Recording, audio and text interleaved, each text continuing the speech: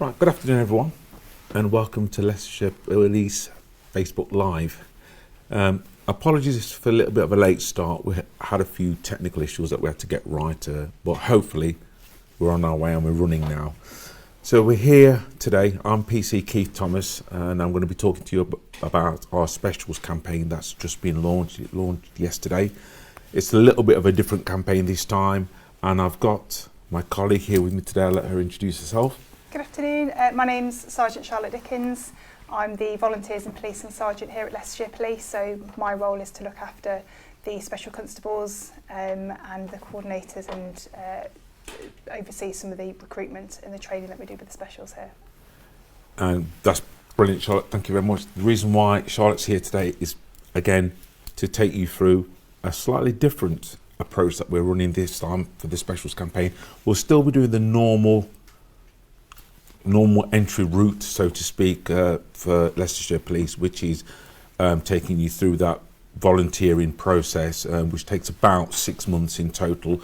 But we are hoping to launch a new fast track campaign today, which Charlotte will be able to tell us all about in just a minute. And just before we get started there, again, this is a great opportunity for you guys to ask us questions. So if you want to get onto websites now and start typing those questions in, and we'll try and answer as many of those as we possibly can as we go through this process. Oh, first question's here already. Is it flexible hours? Yes, it is. I'm going to get into the hours in just a little while, but first of all, let me give you the dates, because I think that's the quite important part for the whole process. So, specials campaign is on its way. It's been launched. It was launched yesterday, so you can apply for that now, and all the details should be on our website. But the dates are then from yesterday, which is the 25th of April. The normal campaign is going to run until the 15th of May. So it's just about 3 weeks that you've got for that process to go through. I'm going to hand over to Charlotte to tell you about the fast track, because that's quite different and quite new. So Charlotte, if you want to just talk a little bit about the fast track process for us. Yeah, of course. So as Keith's already alluded to, obviously we've got two routes through. So we've got the traditional training route, and that, as we've said, the campaign's running live at the moment, and that started yesterday and runs through to the 15th of May. We've also started our first ever fast track programme with specials. So the fast track is that we're going to do a 6-week intensive training programme.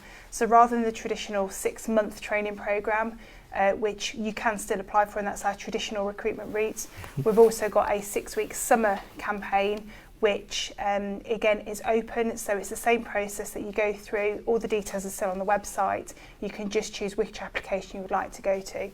The fast track process, again, the dates are on the website, but we'd be looking at starting that on the 15th of August, and then it's a full-time 6-week programme, Monday to Friday, 8 till 4 or there or thereabouts, and that will run through to the 23rd of September.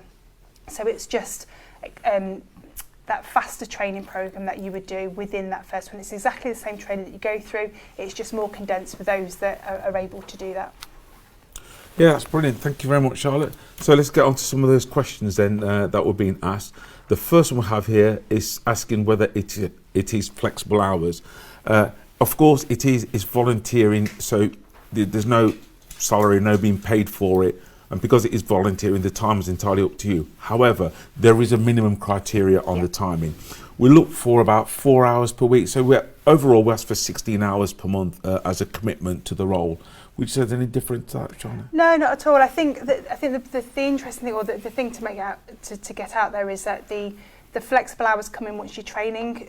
Because of the training is quite structured, as you can understand, you get very similar training, if not the same, in most of our areas that you have as a regular officer. So certainly the training aspect of it, that is quite structured. So we would need that commitment during that initial training scheme. So either the commitment for you to be able to do that fast track, so that 6-week full-time programme, or the traditional training programme is again quite structured. So that's generally evening and weekends for the traditional programme, which would be a start date in November this year.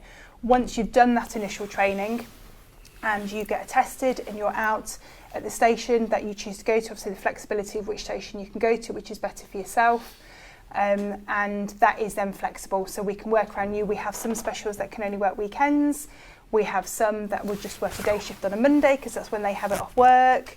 So we have that flexibility for you once that initial training programme's gone.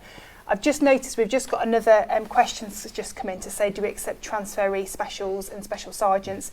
Yes, definitely. Yeah, absolutely do, yeah. Definitely, we accept transferees at any rank in terms of specials. So please get in touch with us. It's a slightly different process. You wouldn't have to go through that process that we're discussing here today, but it is something that we're looking at doing, and we've got a number of specials that are transferring into us at the moment. So if you want to have a look on the website.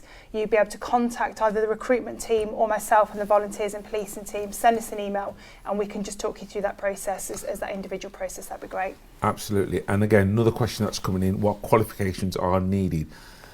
Officially, no qualifications are needed. We accept the fact that you are doing this as a volunteer.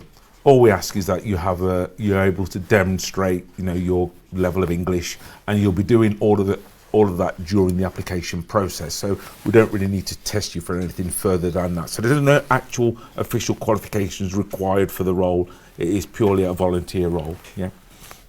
Okay. Another question coming in from Colin. Does bad credit stop me from joining? Okay, that can be a little bit tricky. You can't be bankrupt in any way to join Leicestershire Police. Bad credit, providing that credit is being managed and you're doing it through a proper management agency, we don't foresee any problems with that. What we're not really looking for is where you've got credit spiralling out of control, and that can leave you in a little bit of a predicament or an awkward position if you're within the ranks. Because of the ways that you can be coerced to do things via money. So again, we're not... Yeah, I would say just have that conversation. If that's something that you're worried about, then just get in touch with us. We have a really detailed vetting and professional standards departments, and we can ask those questions before you get to that stage if that's something that you're worried about, I would say. Yeah, absolutely. Another question that's coming is what happens at the end of the training? Well, once you've finished your training, you're a special constable. You can then, if you like, organise your timing a little bit better to suit you and come in, but you have to still meet that 16 hours per month minimum. But when you bear in mind that if you come in and do a shift, shifts are 8 hours to 10 hours in length, maybe even 12 hours, you'll have hit that minimum target within a couple of days over a month. So I really wouldn't worry about the amount of hours you need to do to hit that minimum. Once you've done the initial training here with us at headquarters, and that's the same training as we do for our regulars as well, there is that process of that continual professional development and that continual training once you leave here with us at headquarters in the initial training. So you then have a portfolio of evidence that you would need to gather to be able to, so when you leave training, you would then crew up with other officers, so other independent specials or other officers out there, and you would then further develop your skills. Your training is just that initial part of your training, and then once you go out, you're then mentored as such. You then work with shifts, you then work with other officers, you gain that experience and that knowledge. You have to gather that evidence. We're a professional organisation, you're doing a professional job, whether it's as a volunteer special or as a paid regular constable. So you would then gather that information, that gets assessed, and over a period of time, obviously it's a little bit longer for specials, but over a period of time, you would then get signed off as competent in each different area. And once you've signed off, you would then gain independent patrol status. So that independent patrol status, or designated patrol status as we're moving to in the summer, that's when you would then be going out. You could then... Hello everyone, we're back. I know, absolutely. You can see we're having the best time with our technology today.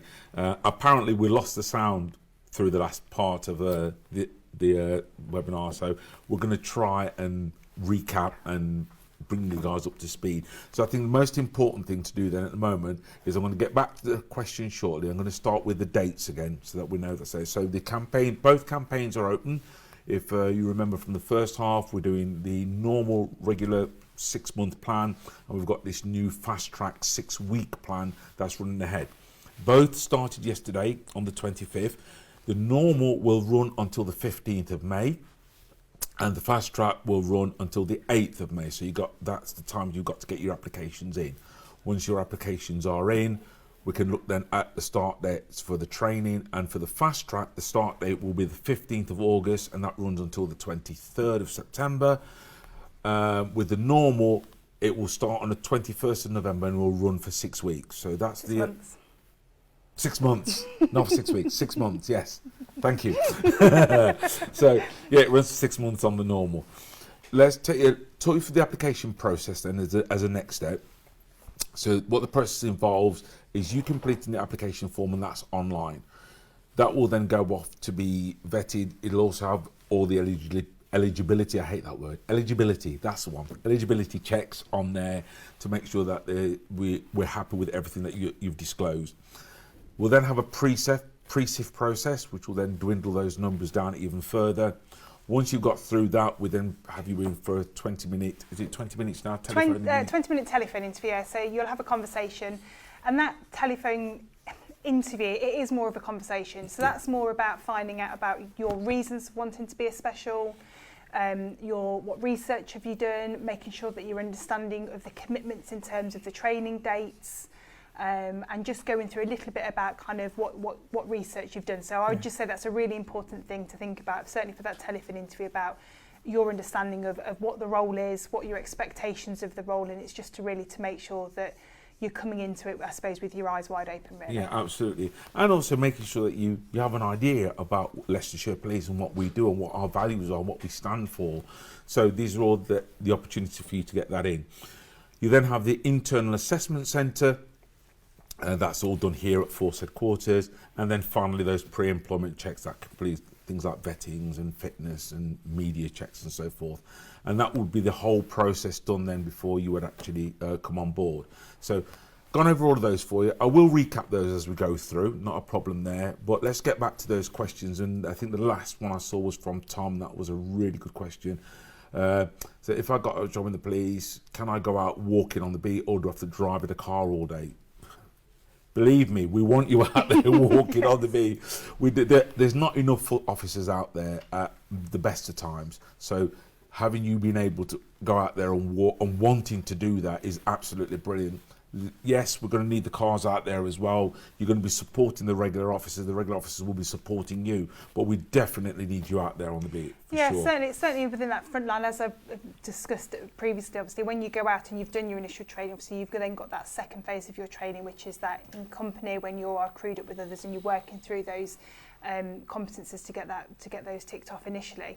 There are different ways you can do that. So obviously those that, going out with the response officers, so there's also going out with neighbourhood officers as well, and the neighbourhood officers are ones that probably are more walking around. You'll need to do both, I think, to get you as an all-round, to get you used to and exposed to the variety of different jobs and experience and skills that you're going to need to be a really good all-rounded police officer. But there is certainly those opportunities to be able to do both, definitely. Definitely. So moving on to our next question then, what if I previously had a criminal record? Well, as a rule, if you have a criminal record, you can't become a police officer anyway. What we do say is that literally depending upon your understanding of a criminal record, if you submit it on your application, let it go through those early checks, make sure you do declare it on your application, and that can be checked right at the outset before you go through the whole process, only to find out that you can't join. So declare it early, it can be assessed and we can get an answer back to you as quickly as possible. And I would say that's probably the best way to do it if you want to be absolutely sure. What are the age limits? Okay, well, we say you have to be 18 to become a special. It's 18 at appointment. Now, bearing in mind that the process can take 6 months to go through, if you're joining on the normal route, we would say 17 and a half, 17. Hi guys, we're back again for the third time. Let's hope that third time lucky and it doesn't happen again. I can only apologise for what's happening. We don't know what's causing the sound to fail every now and then, but it just seems to be happening. And you guys are brilliant for letting us know that the sound's gone, so please keep doing that. I think just before we will do a recap, but we're in the middle of answering a question from Spencer. I think it was. He asked about the PCD, and like I said, contact me about that. You can email me. But you were talking about this being a special before, having resigned, and will you need to do the entire training again? I think I'll hand that one over to you, Charlotte. Yeah, I think there's a varying different factors in relation to that one. So I think it depends on how long ago you resigned. how long you were special with us in terms of where you were with your training. So had you reached that independent patrol status? Had you completed your packs, as we used to call them back then? So I think it would need to be on a case-by-case basis. Typically, if you've gone from us for kind of between that 6 to 12 month period, then we won't then look at potentially retraining.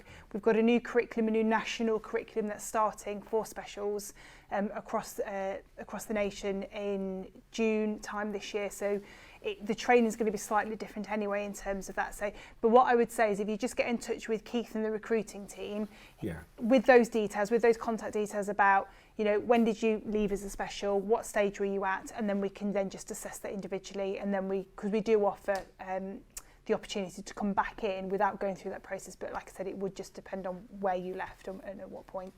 Okay, so just recap those dates again, and which I will do every time we start up, just make sure no one misses out. So the normal route that we normally would run is started yesterday. It's running until the 15th of May. Your training for that period will then start on the 21st of November, and that will run for 6 months. The new fast track program is started. That also started yesterday, and that's running until the 8th of May, and the training for that will start on the 15th of August. The difference there being that this is a 6-week block. It requires that commitment.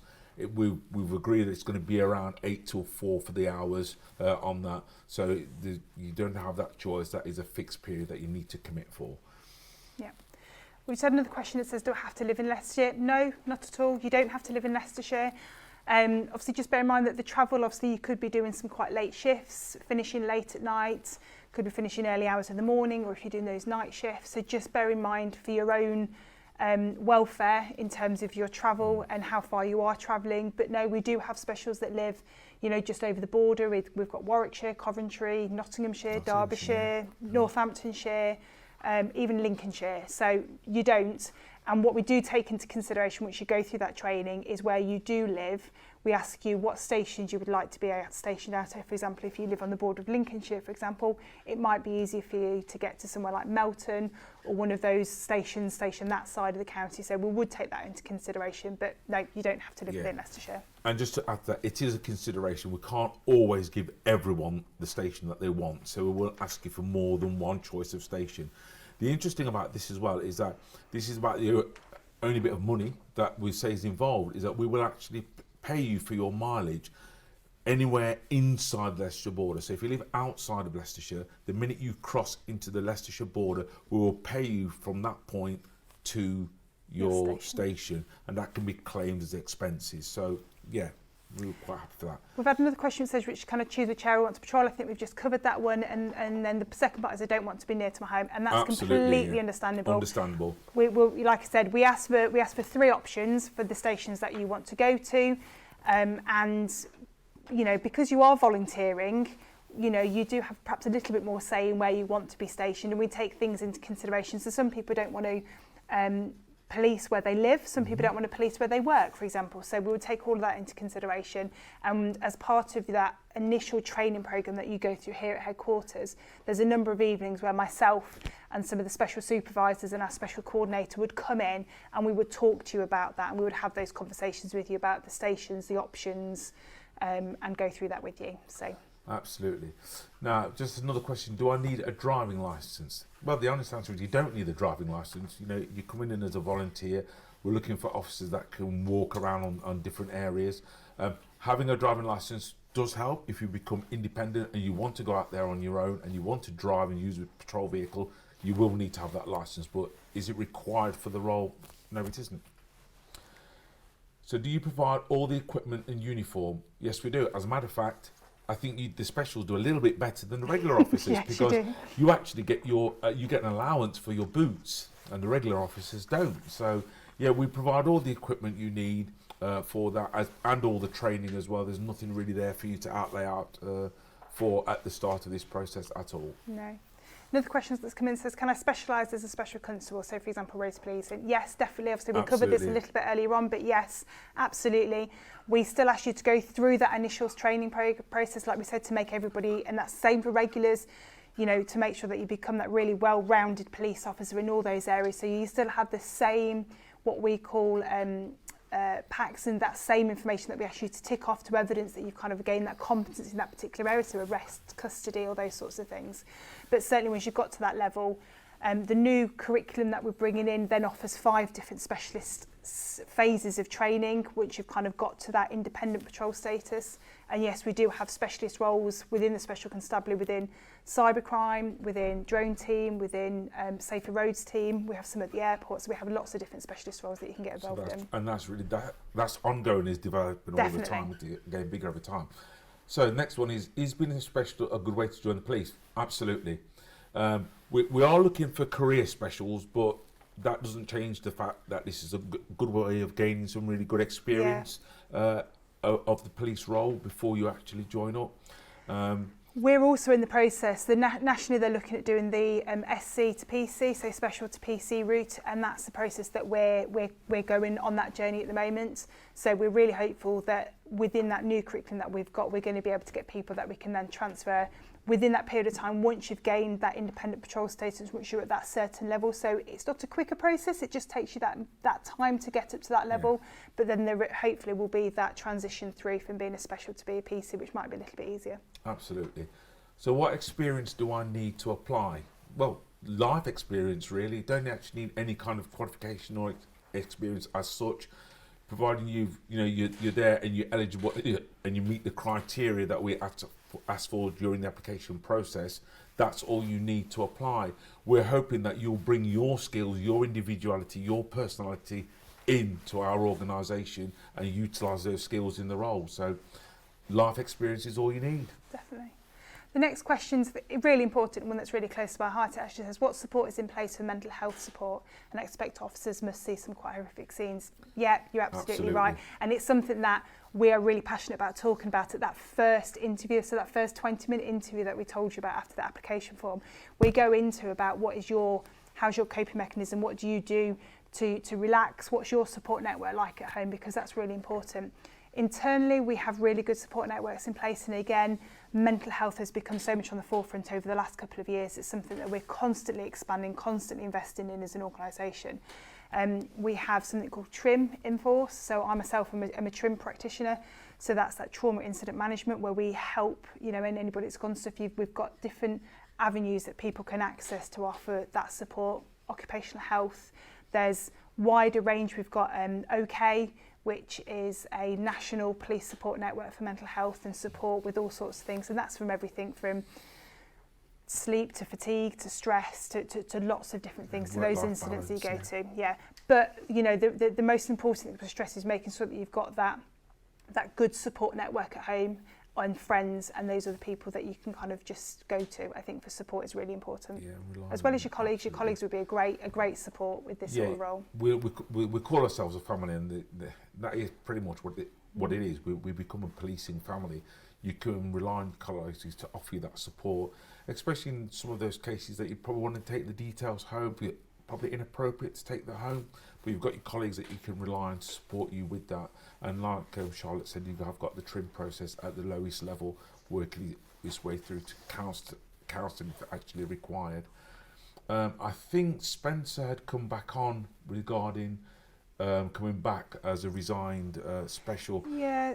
We'd gone through that, but I would say, Spencer, if you email me, my details will be on the website. Email me with what you've done, how far you got through your specials training, how long you've been out of the role, and I think a couple of other bits. I can put that to Charlotte, and we can assess that as an individual case rather than putting you in with the norm. Because there is the possibility that you may not need to go through the entire process, but without seeing what you've done so far, that will be difficult to say. So, can I join as a special from the prison service? No reason at all why you can't.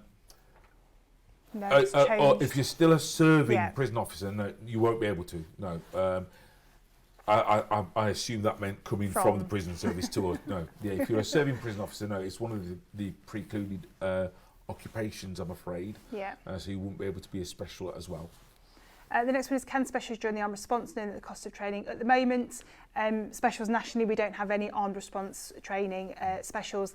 The biggest thing in relation to that is just the ongoing training that's required. So the ongoing training, the ongoing licensing, the ongoing, it's a lot of time that our armed response teams and our firearms teams spend on training in terms to keep their licences up. So that's something that we don't offer.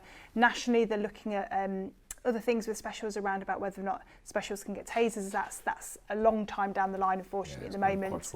And the Met are looking into that at the moment. But at the moment, no, that's an area that we wouldn't be able to offer at the moment here within Leicestershire. Right, and so going back to those dates again then. So our normal route is from yesterday, 25th of April, until the 15th of May. We're looking to start you off in the 21st of November, and that's going to run for 6 months. Fast track route, again, that was launched yesterday as well, and that runs until the 8th of May. Again, the training for that will be 15th of August, and that's a 6-week block, I believe, and full days, 8 till 4, and then hopefully you've gone through all your training and you're ready to go from September. Going through the application process, again, application form which is online and the eligibility checks. And remember, anything that you're unsure about, please declare that right at the start of your application so that they can be checked as part of those eligibility checks. Once that's done, we'll go through the pre-sift process, which is going to bring those numbers down. Then you'll have your 20-minute, if you're successful, you have your 20-minute telephone interview. And I think Charlotte's explanation of that was absolutely brilliant. I should get Charlotte to do that again in just a minute. And then you'll have your internal assessment centre, that's done here at Force Headquarters, and then your pre-employment checks. But that 20-minute telephone interview, go on, Charlotte, tell them a little bit more about that again. Yeah, so the 20-minute telephone interview, it's more of a conversation, I would say. So that is about what your understanding of the role is, what research you've done, why you want to join Leicestershire Police as opposed to any others, what's your wanting behind it, why do you want to join as a special, what's your understanding, and just making sure that you really have an understanding about what the commitment is in terms of the hours, the training, but again, like we've said just previously, about making sure you've got that support in place. If you get through that process, like we've said, it's that internal assessment centre. So internal assessment centres here at headquarters in Leicestershire, so just in Enderby, and that lasts for no more than about 4 hours. And that's a process where we will then take you through a bit more of an in-depth interview, and there's support available through the recruitment team to kind of help you point in the right direction around some of the competency-based questions. So if you've not had a look at that and you are thinking of going through this process, then please have a look at the College of Policing website and have a look at what we call the CVFs and just try and start having a look at those. That would be really, really good. We then do a very brief observation exercise where we just ask you to watch something, a 2-minute video, and then we get you to ask you to write about what you've seen. So really quite simple. And then it's a group discussion. So that's discussing a scenario with a group of about 6 of you, where we just ask you to talk through. And that's where we're looking at your communication skills, your teamwork. So it really is, it's quite a simple assessment centre, but there's just some really key things that it just highlights to us and just kind of make sure that we get the real right candidates. Yeah, I've just had somebody come back to me with a question regarding being a prison service officer. If you're no longer working for the prison service, there's no reason why you can't apply. Yeah. It's just that you can't do both jobs at the same time. So that's just for that one. And we've got Arabella. Right, Hi, Arabella. Hello, unsuccessful at the last attempt. Is there any help available? There's always help available, Arabella, and I would probably say for you, email the recruitment team. My details will be on there at the end of the session. If you email me, and we can go for some of that support that we can give you to try and help to get you through the process for next time. I just wanted to just expand a little bit on the normal route and that process behind it, because we've talked a lot about the fast track, and that's because it's quite new, so we wanted to make sure that everybody understands it out there. But the normal route, like I said, that still will be there, and your training for that starts on the 21st of November. Like I said, that's based over 6 months, and we tend to maybe 1 or 2 evenings of a week, and then we'll do a full weekend. Now, the full weekend is every other weekend. We can appreciate you are doing this as a volunteer. Yeah. It is your time. And like Charlotte alluded to it earlier on, there's going to be the odd occasion where we might not even need a full weekend. But as it stands at the moment, it's 1 or 2 evenings a week and a full weekend going through that 6-month process. Is it still done in the 2 phases, which was like legislation and procedure, and then your officer training and the IT? Is that still the breakdown? Yeah, as I mentioned earlier, the curriculum's changed slightly in the way that we've been asked to deliver it from nationally, and that's changing across the board. So what we're looking at doing in terms of the training process is actually probably having the initial training process will be 6 months, but potentially we're looking at perhaps having a 4-month period, so those evenings and weekends, where we would look at doing a mixture of perhaps the legislation and the officer protection training and the first aid, which we know to be able to do. And then we're looking at dropping a bit of a 6-week section in the middle to get you out there and just putting into practice some of that stuff that you've learnt within that initial process, and then get you back in. It's all still classed as your initial training process and your initial training programme, but it just helps you put into practice and helps you have that working knowledge and working understanding of some of that stuff that you've learnt within that initial phase 1 of your 6 months training. Just makes you a little bit more prepared for going out there on the street. Yeah, definitely. So, hi Jamie. Will having no previous employment affect my application? Absolutely not.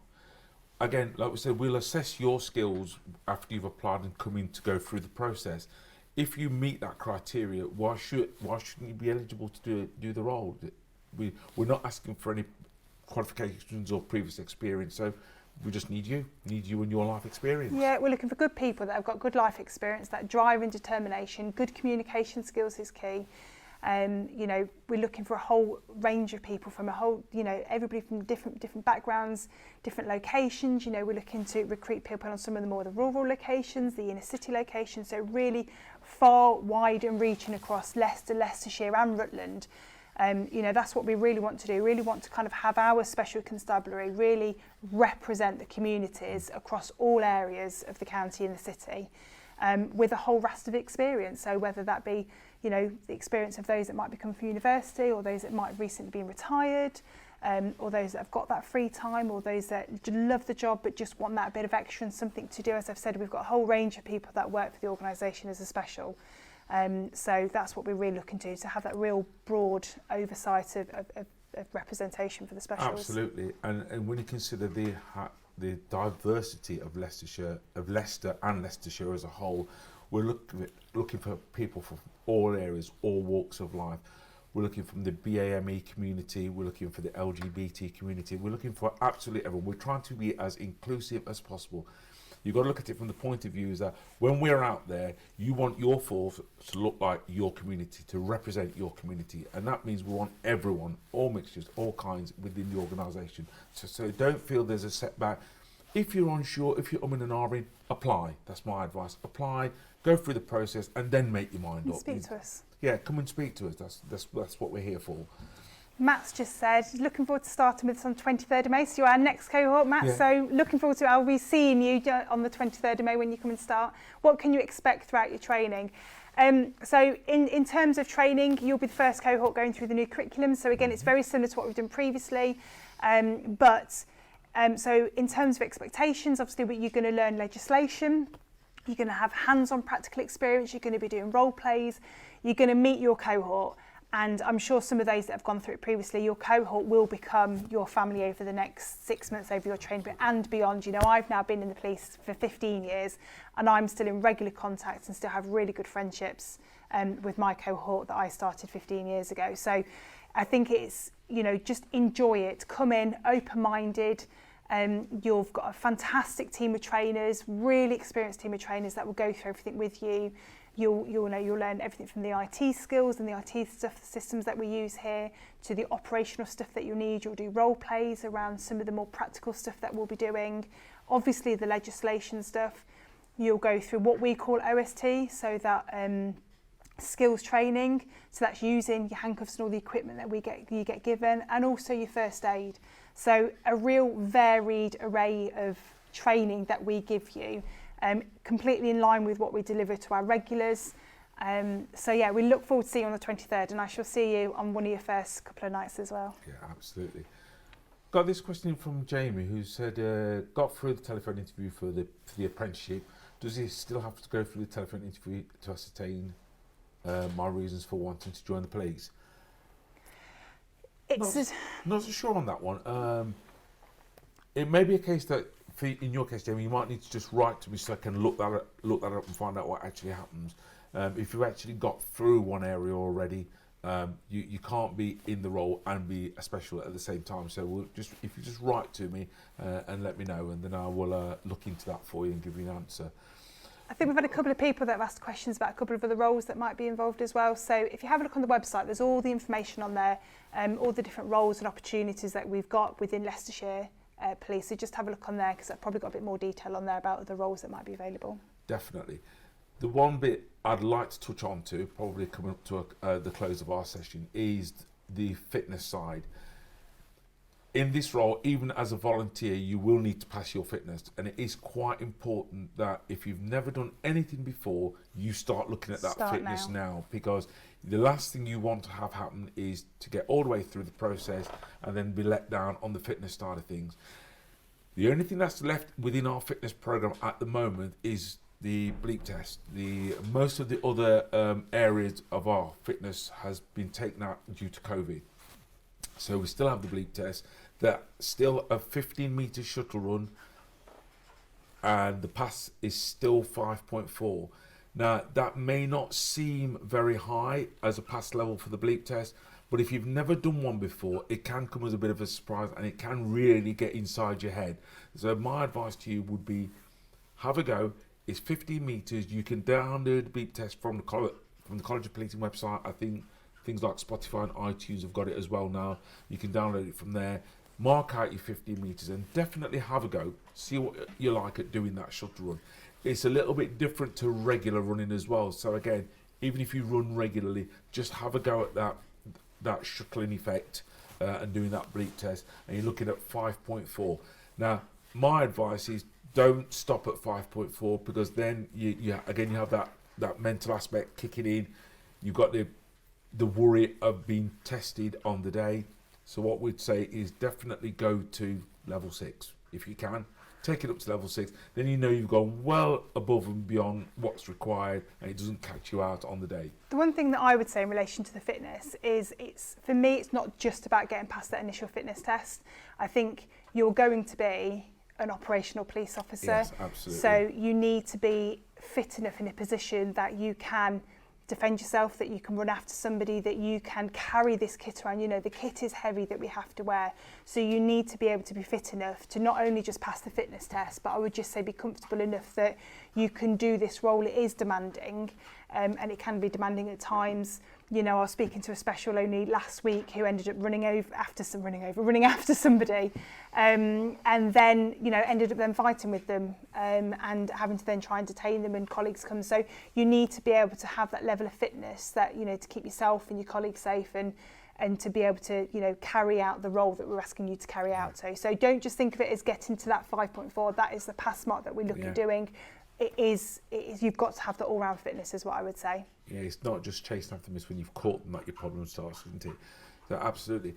Now, with regards to your fitness, if you really are struggling with that, then again, don't give up. Don't throw the towel in. Contact us. We can support you with your fitness. We can take you through mock fitness programs just to get you ready. We can do a program for you to keep you fit and keep you looking forward with that. So please don't bail because you think your fitness is not good enough. We can always do that.